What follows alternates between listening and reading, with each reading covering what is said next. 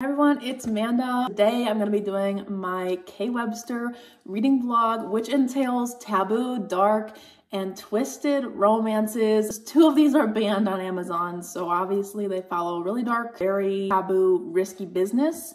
So let me just say that I'm not here to bash the author. I actually like dark romance and I'm not uncomfortable with reading taboo romance. It doesn't make me feel like my morals aren't there. It's just a story to me. So if you want to see someone hating on an author, I'm not your girl. I don't do that. I don't like hate videos as much as they are viewed here. I just like more positive vibes. Today I'm going to be reading a variety of K Webster's work. I didn't want to just do the taboo. Let's go into the 4 books I'm reading for this vlog. So first we have He Made Me Stay, which is a novella. I start with this one because it's the most tame. It's very contemporary in style, and it is a male romance about a boy who has suicidal thoughts, and that's like the main premise. Next I go into Whispers and the Roars, which is a psychological romance. This one is a darker romance. Again, it's about a girl who was sexually abused by her father at a young age. We follow a love story between her and her childhood best friend. And then we have Hale, which is a very taboo romance. It is between a sister and brother, and it really is probably the most taboo. I don't know because I've read this one and not this one yet, so I can't tell you, but I will say that it pushes the limits there. And then this one is Wild and Free, and this one I'm only reading Wild for this video, and it's hopefully kind of matching my outfit. I don't know, but Wild is this cover. I got this one because it reminds me of Credence, which is my favorite book. But I think I might like this one because I've seen a lot of videos by people that are on Romance BookTube that actually really enjoy this one. So I'm thinking that it might not be as taboo as it sounds. I've heard it's not as taboo as it sounds, so I'm thinking maybe Hale is the most taboo. I think this follows a dad and daughter, and they are going in the wilderness to, I think they're running from something, or they just are going to Alaskan wilderness. I'm not really sure. I haven't gone into this one, but I give a full synopsis on each book as I go, so I didn't want to be too repetitive. If you're interested in a particular book, I'll leave timestamps down below. I will say that I do get into spoilers for most of these books, but I'll leave a spoiler warning up. I just figured some people that watch this will want to know the story without actually reading the story. I know that's kind of what I like to do when I'm looking for these type of videos. Without further ado, let's get into the video. So I finished my first book, which is He Made Me Stay. This one I started with because it's the most tame out of all my options. This is a contemporary male-male romance with darker themes. So we have depression, anxiety, and suicidal thoughts, along with type 1 diabetes representation, which was actually a centerpiece of the story. But this basically follows 2 boys, Kit and Jasper. Jasper lost his twin brother to a drunk driving accident his junior year of high school. He's now a senior and he feels like he can't move on past this trauma.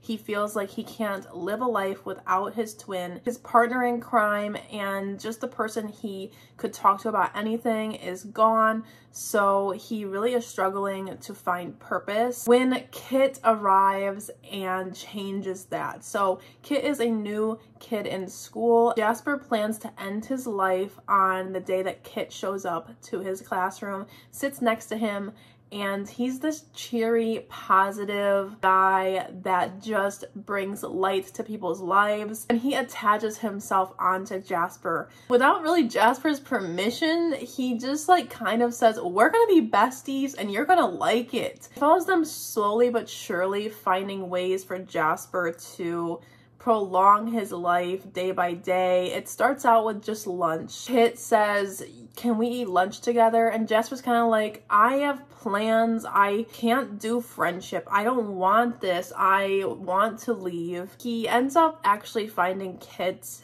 in the bathroom when he's having a low. He is not doing well with his diabetes. He didn't eat enough that morning, and it turns into a way for Jasper to feel like he can take care of someone and like he's needed to stay just for that day, but it turns into more days. I gave this a 3 out of 5 star with a 1 out of 3 steam level. So there was barely any steam, which was okay because this is very much focused on the mental health. The only thing that brought it down a couple stars for me was that it was so short, and I felt like I wasn't connecting with the characters as much as I could have in a full-length novel. I didn't get as much of the backstory between the twin brother and him, which made me not empathize as well with the character. Of course I'm empathizing, but I feel like I would have wanted even more out of their backstories and connection, because it is very fast-paced. I wouldn't say insta-love, but I would say just really fast connection. It just moves fast because it's a short book, so I just didn't enjoy that much. That's why I avoid novellas, even if it's necessary to a series. I tend to avoid them. I just don't enjoy them ever, so I'm not surprised that this one wasn't at the top of my list. I will just say this had great parents in it. It had a healthy relationship between all the parents in this story. Kit's parents were very supportive and definitely supported Kit through his diabetes and kind of educated Jasper on what to do when things go wrong with Kit. And then Jasper's relationship with his parents is also very healthy. I really enjoyed that there wasn't this emphasis on unhealthy parental relationship. It was definitely something where the parents really knew the struggle that Jasper was going through, but they didn't really know how to help him. He really thought that nobody could see. You know, he gives us all this dialogue about how he knows nobody can tell that he's in pain, he's alone in this world, but really his friends and family knew the whole time and were really looking out for him, and we see that throughout the story as it goes on, and it's just really heartwarming to see him realize that people have been there for him the entire time that he's been suffering. Another reason I don't think I enjoyed it as much as I could have was the writing style was very diary-like without being a diary. So it was very short sentences, very straight to the point, and I believe that's probably because it's a novella and she wanted it to be high impact in terms of emotions without having that full story. I think that it fell short for me personally because I'm not used to that kind of writing style, for one. Two, it just made me not connect as well to the story overall. So next we're going a little bit darker, not taboo quite yet, I don't believe. This is actually her psychological romance. This is Whispers and the Roars, and this is going to be very dark. I already know it has themes of sexual assault, I believe. From the back, I can see that it's going to be heartbreaking and have a lot of dark themes. So I'm definitely going to be doing 50% update for this one because it is a full-length novel.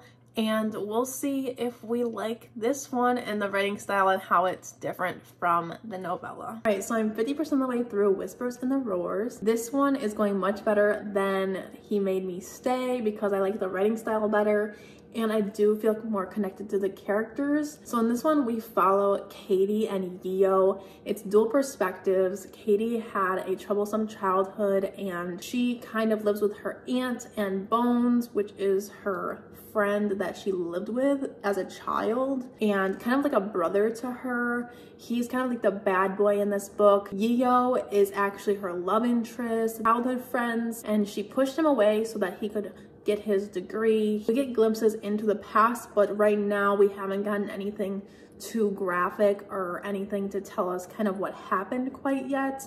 But we do know that she was abused and she has that past trauma still around. And then Yeo is her love interest who she met when she was around 8, and he is her old neighbor. He actually befriended her, and his parents don't really approve of them being friends or lovers at all.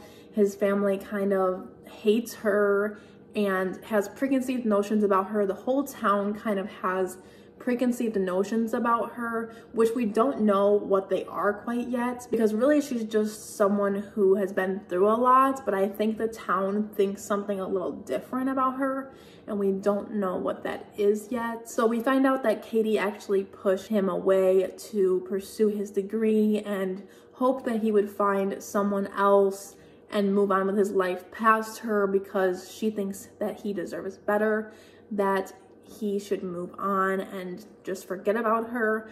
But he's hopelessly in love with her. He comes back into her life and tells her, I got my degree, I am ready for us to set up a successful life together, And she's kind of ready for that too now. It kind of threw me off that she didn't even try to push him away again. We're just told that she pushed him away in the past, and then now you would think maybe she would try to push him away a little bit now, but she kind of just falls right back into his arms. So that is kind of the hopeless love story here. But there's also a multitude of layers, because we also have a character named Bones, who is a guy that she lives with and has been with her since childhood. He seems like kind of her support system and really is there for her when she needs it. So I'm interested to see kind of his role in this.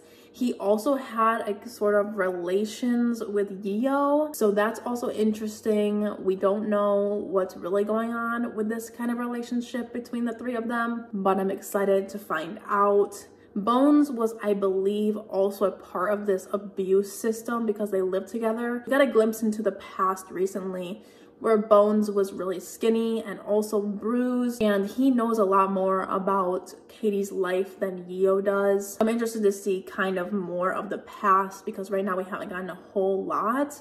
It's more so going over Yeo and Katie's love story right now. She's also scared about being with Yeo because his parents are kind of rude to her. Also, his brothers are rude to her. Just everyone misunderstands her and just places these judgments on her from the very beginning.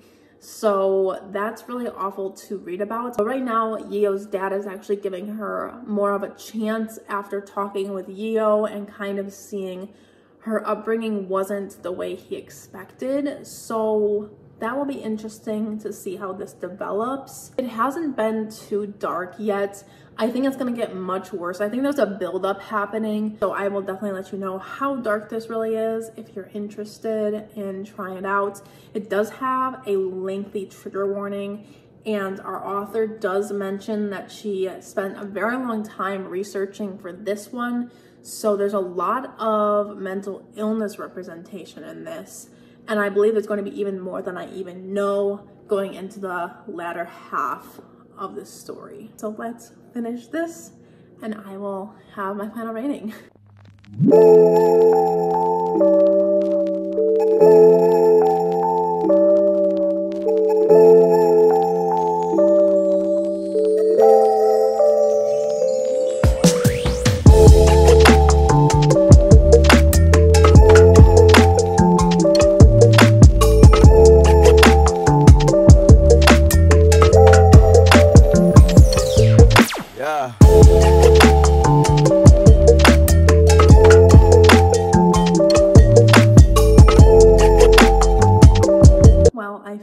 Whispers in the Roars. This was very surprising. This had a very shocking moment and I was like taken aback. I had to reevaluate everything about this story, which was obviously the purpose. This was really good. I see like everything was laid out. Thinking about the first half now, I'm like, okay, this all makes sense. Why Yeo was kind of cheesy. Like I was thinking the romance was kind of cheesy and I was surprised, but now I get it. It just makes so much sense.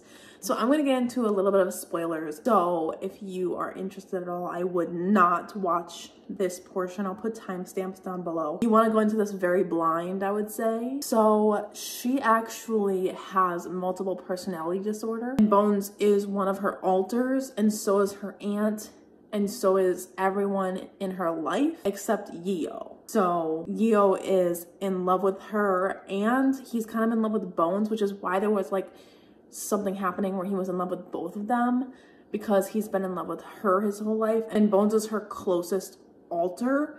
So he ends up falling for him too. It all makes a lot of sense because of everything that Cadence has been through. It's just really awful, and the reason that she brought upon these alters is to deal with the trauma that came along with her life. She witnessed her mom get murdered by her dad, and then came another alter.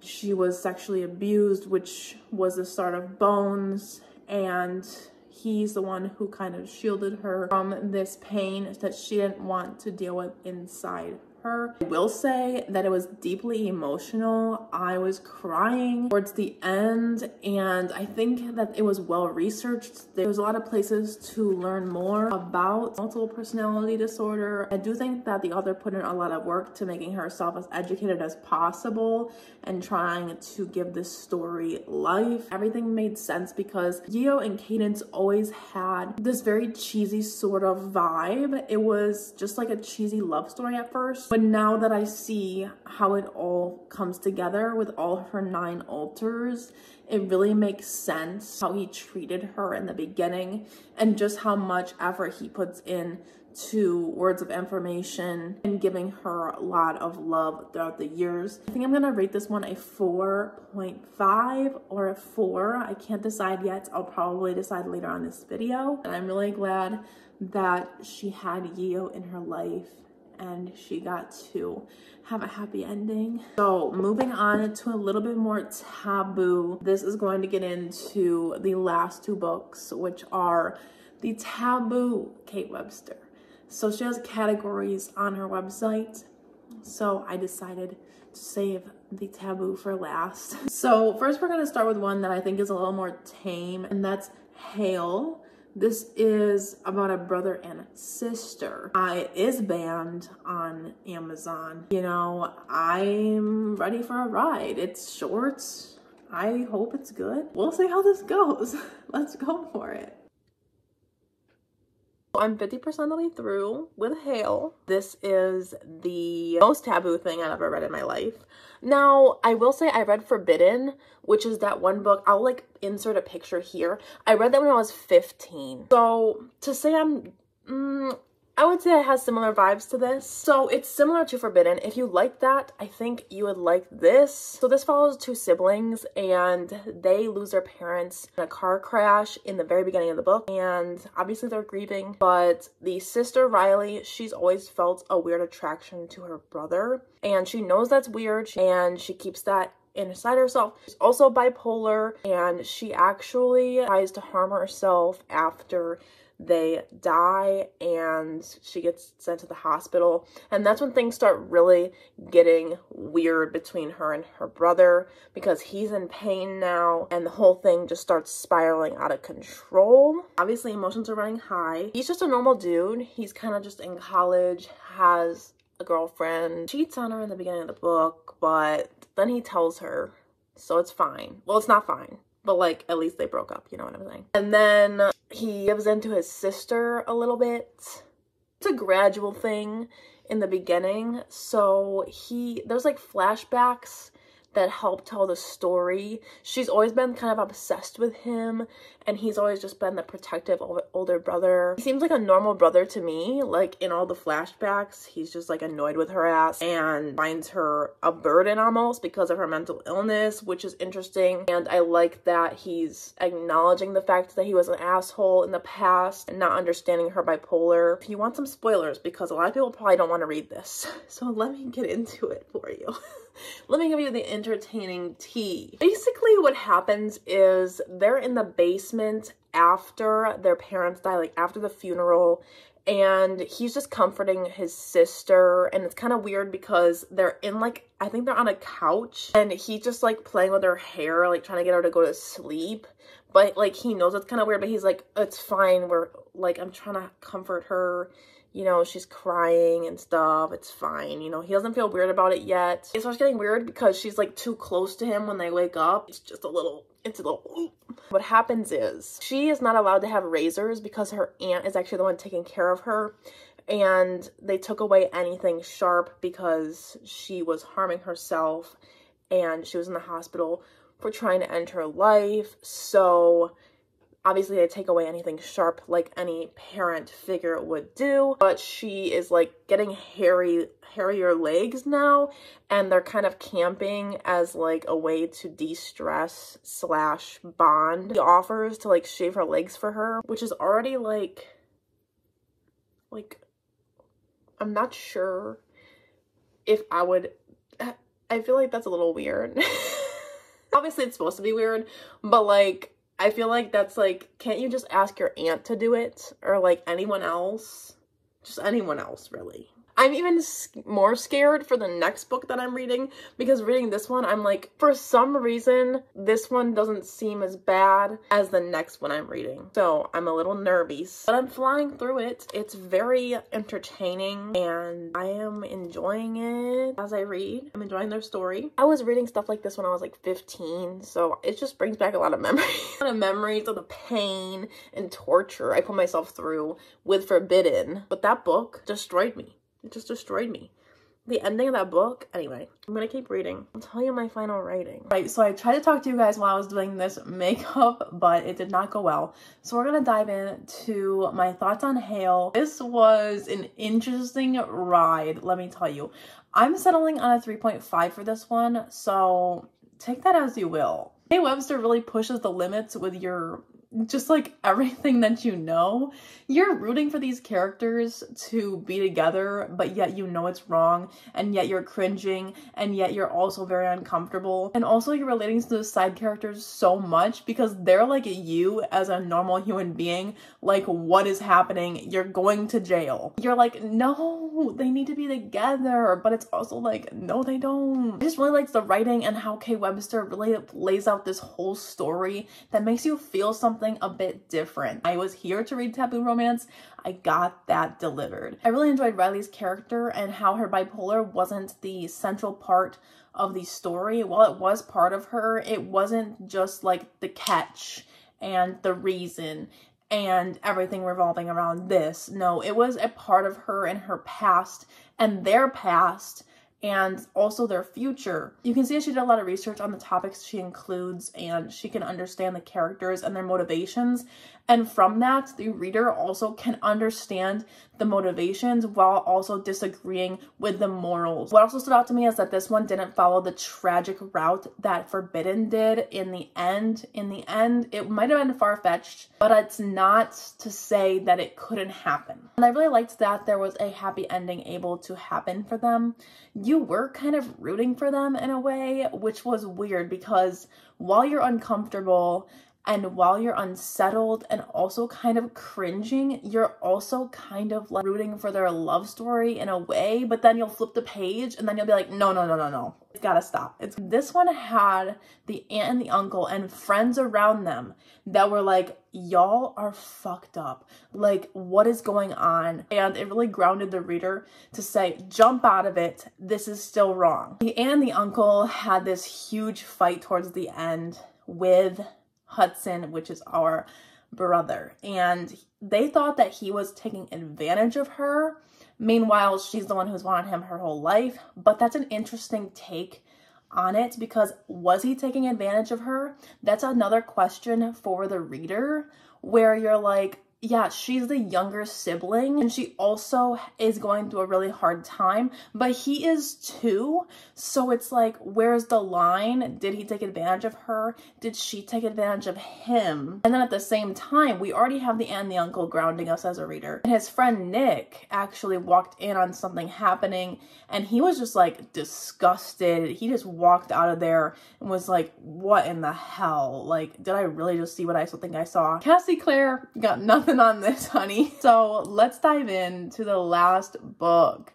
This is going to be the most taboo, but in reality, I don't know if it is. There's a dad and a daughter, and they're running, or they're going to the wild Alaskan wilderness, and things happen, but I think it's not as problematic as it sounds. You have to follow it through, and that's what I'm gonna do. I'm gonna stick through it, and I hear this one's really good. So yeah, let's get started on this, and I will let you know when I'm 50% of the way through. So I am now 50% of the way through with Wild. I'm gonna insert some clips from sprints tonight. I think I made some facial expressions. I could feel myself cringing, so I'll see if there's some footage of that.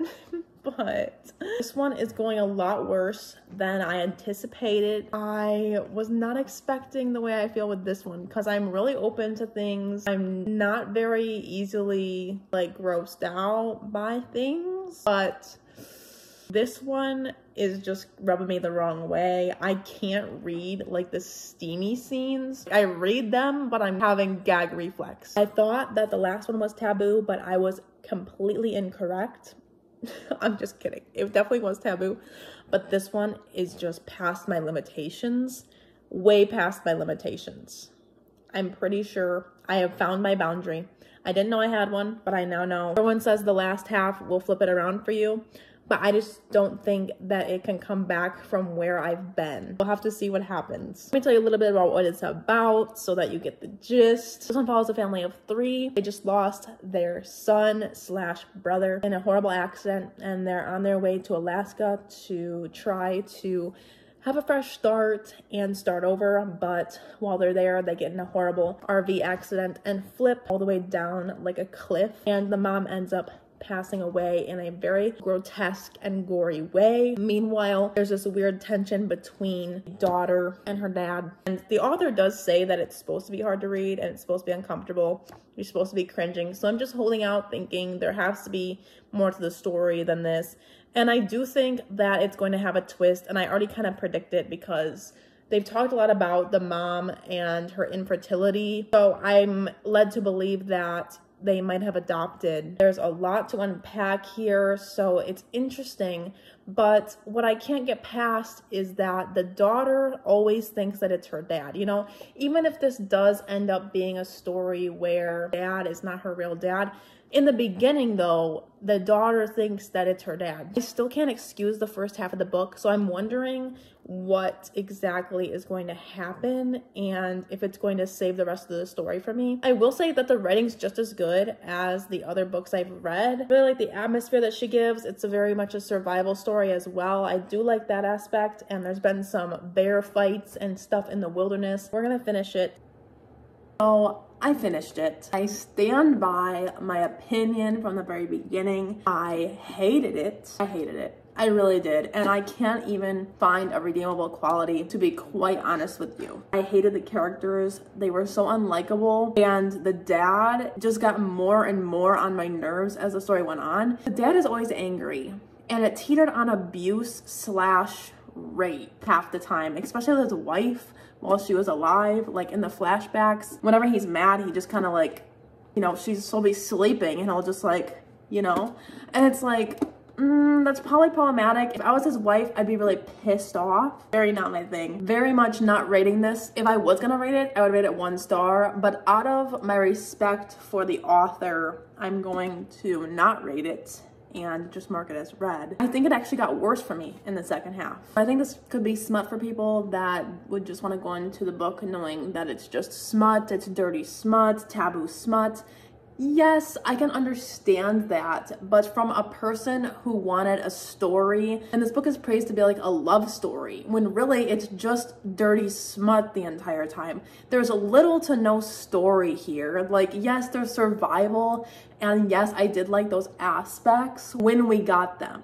The second half of the book is a lot of smut with no basis and no connection really. Like, yes, there are flashbacks, but the flashbacks just get more disturbing. You find out that the girl has been feeling this way for a while, and he also did, and they're just kind of talking to each other about how it all started years ago and they've always been in love. But I'm like, I just couldn't buy into it. And not only that, but these characters don't have much depth to them in general. The only person that really had some depth was the mom, and the mom is made out to be this horrible person because she has depression from all of her miscarriages, and the dad doesn't even care. He's just kind of annoyed with her. So I'm just like, that's kind of rude. So instead, you're just gonna go after the girl you adopted and call it a day because she's not depressed. Just take the one that's not depressed. I'll take that. I felt personally victimized by this book. I always immediately put myself in the shoes of the characters. So it was just a little too far for me, which is totally fine. Now that I know my limits, I would never go into a book like this again. I would go into maybe a book like Forbidden and Hale again, because those ones I'm like more comfortable with if I wanted like a taboo romance. But I think for the most part, I'm gonna stick to my stepbrother. I really like those. I have no shame when it comes to those. I had a lot of fun making this video. I definitely liked some of K Webster's work, so that was really cool to find out what I kind of like from her. I might actually want to read more of her psychological romances because of the way that I really liked Whispers in the Roars, and she has a few more that dabble into darker topics. Be sure to subscribe to my channel. I will be having some pretty fun videos coming out. My plans for the rest of this month / early May is to read the Hoops series by Kennedy Ryan in a vlog, and then I also want to read 3 Carrion Coles for a vlog, and I'm also reading Crown of Gilded Bones, the 3rd book in the From Blood and Ash series, starting tomorrow, so I'm really excited for that. That should be up like later this week, and I'm really ready to get into my fantasy romance again and just be in a new world. But thank you for watching. I hope you have a good one, and I'll see you in my next one. Bye!